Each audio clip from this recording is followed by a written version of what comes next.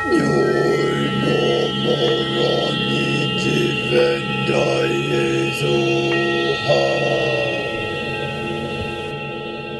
kindred longevity lifestyle designers, this is Zach here with secretsoflongevity.com. The topic of this video series is on what is the cause of aging. So there's a lot of causes, I'll just start by saying that, and at a certain point in the video I'll be putting up links to show where you can go to certain videos that I've created that are going to be part of the series, but I'm not going to do the names of each one until I've done them and put up the link. So at this point I have somewhere around 12 or more causes that I've researched, and I'm aware that there's others, and so if I start trying to name them all in this video, in this introductory video, then I might find more down the road that I want to add, and then I won't have had said them in the video. So again, when I get to that point, just look at the screen and you'll see the different names of the different theories or proven causes of aging. So the problem a lot of people have in their idea of, if they start to look at the idea of what is causing aging, or how do we slow down aging, or how do we start working towards possible physical immortality, is they start looking for that magic bullet. They want the supplement, the herb, the drug, the magic therapy that just takes care of everything and leaves someone in perfect health. And as you will see from the large number of possible causes of aging, that it's more complex than just one thing. So you can't address one thing.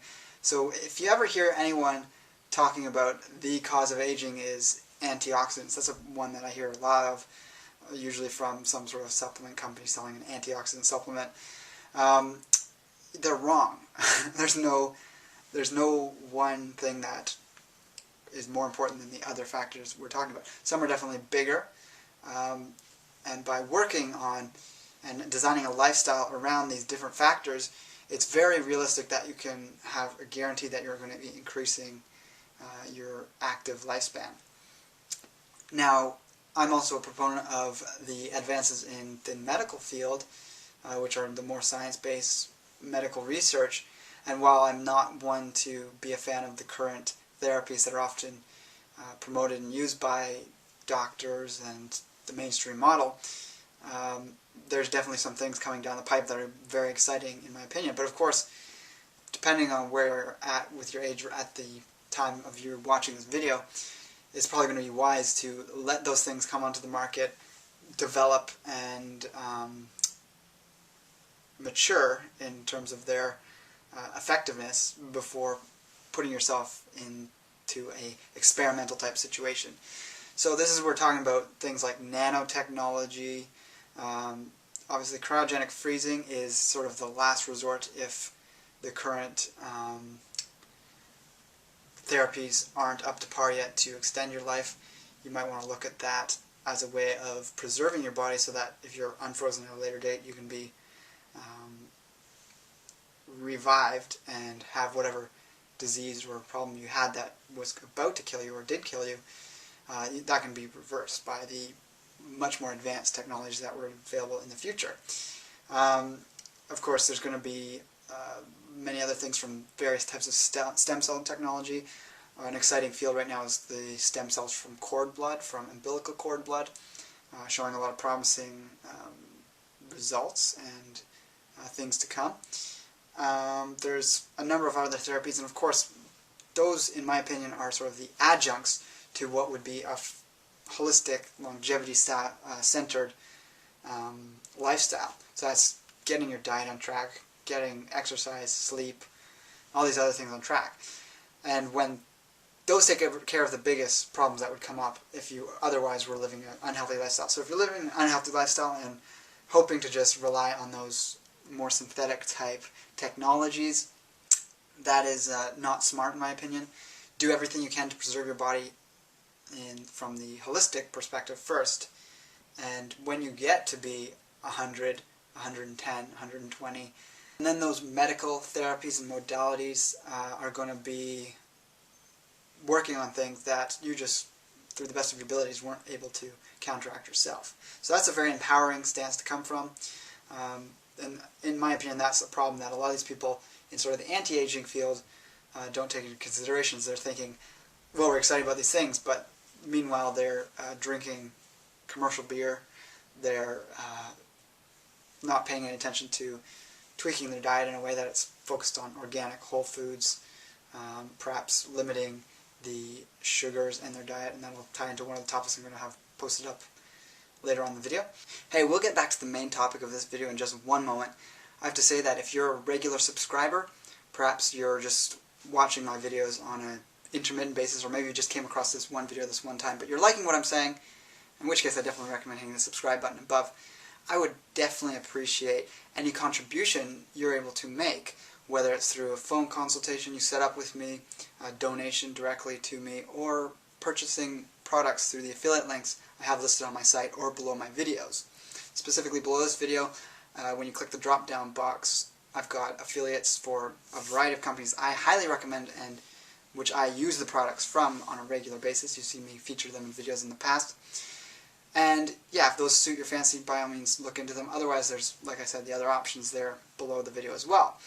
If you want to get to this page from somewhere other than YouTube, you click the little button in the bottom right hand corner there, has the YouTube logo, and it opens up a new tab in your browser where you can get to those links. So with that, we're going to get back to the video, and I wholeheartedly appreciate any contribution you're able to give to me. When I'm talking about causes of aging, I'm not talking about general things one would do that would cause the aging. I'm talking about the biochemical processes that take place in the body. So this is can get a little bit heady perhaps for some people, but if you stick with this video, stick with the series, I think you can learn a lot. I'm learning a lot just from doing the research on it. And yeah, these are going to be things like calcification, as opposed to taking a calcium supplement that would supply the calcium for the calcification. So I just posted a question on Facebook for what people thought the causes of aging were, and there's a lot of good responses. Some people were putting out responses that were specific things like stress. And yes, stress is a thing that causes aging in us, but it's causing a reaction in the body which is causing damage to occur and build up and is taking away from our life force. So with that being said, I'm going to start getting into the things that are going to be appearing on the screen here. So at this point, any of the topics you see here, you can hover the mouse over and you can see the words pop up, and you can click through and that will open another video. So this is almost like a table of contents, and at this point you can always pause the video and go over the different things you see on the screen here. And over time these are going to build up to, I'm hoping, around 20 different videos. Of course, I don't have a set time frame of when this will be completed by, but here and there I'll be posting videos, and you'll be able to come back to this video to see what the latest videos I have out on the topics of what causes aging. So one thing I won't be talking about in the videos is why we might age. So there's some different theories about that would explain this. Sort of the most obvious one, which could almost seem like something that would branch off to all the topics that you can click on, is the wear and tear theory. So a very primitive theory in biology was that just by living life, and almost as if you think of, you fall on the sidewalk and you scrape your arm, that's wear and tear on your body, or how like a car over time breaks down just from use. However, the problem with that overall theory is that your body is very good at repairing itself, and anything that wears out will also be repaired. But of course there are those parts of our body that don't repair all that well. So you wear out your joints, you wear out the bursa sacs or the cartilage on your knees. That can be a problem for those who can't easily repair that if they're getting on in age. So to a certain extent that applies, but also to another extent, if you're living your life in a holistic way where you're not doing extreme things, you're not going for skydiving every other weekend, you're not binge drinking when it comes to that Friday night and you're just got off work, you're not doing these things that are excessive and dangerous and stressful on the body, then to a certain extent your body is repairing itself. And yes, for most people, as one ages, that slows down, but it doesn't have to, as you'll see from the things I get into, or it doesn't have to at the rate it does in the normal population. Another general theory is that evolutionarily we were designed to not live much further along than our reproductive years. So technically speaking, nature is concerned about our species moving on, not so much of the individual. You also have to think about how animals that reproduce very quickly and have large amounts of offspring tend to have very short lives, and yeah, they don't last that long. So you think of rabbits, they're a smaller animal that usually has several offspring per litter, and again, as smaller you get, you come down to insects, which can have thousands of offspring per mating cycle. And but then as you go up the scale to humans, obviously they generally only have one at a time, and you get up to things like whales. They'll only have one, but once every couple of years they can't have one and then get pregnant again. Also, the time that the animal's inside of the whale gestating takes longer. So yeah, really the longest lived animals have the least amount of offspring, generally speaking, and it's also a slower turnover to when they're able to reproduce again. So I also have to give credit to the gerontologist Aubrey de Grey, who has inspired me with his 7 causes of aging that he summed up. And those are very general ones, so some of the ones I have up on the screen here might be subcategories of those. But yeah, he's a very inspirational individual, definitely of the very medical side of things paradigm, but he's put out this very real and believable possibility that within our lifetime we're going to see the first humans living to 1,000. So that's basically his rough age that he's talking about, is anyone under 60 today has the potential to make it to past 200, past 300.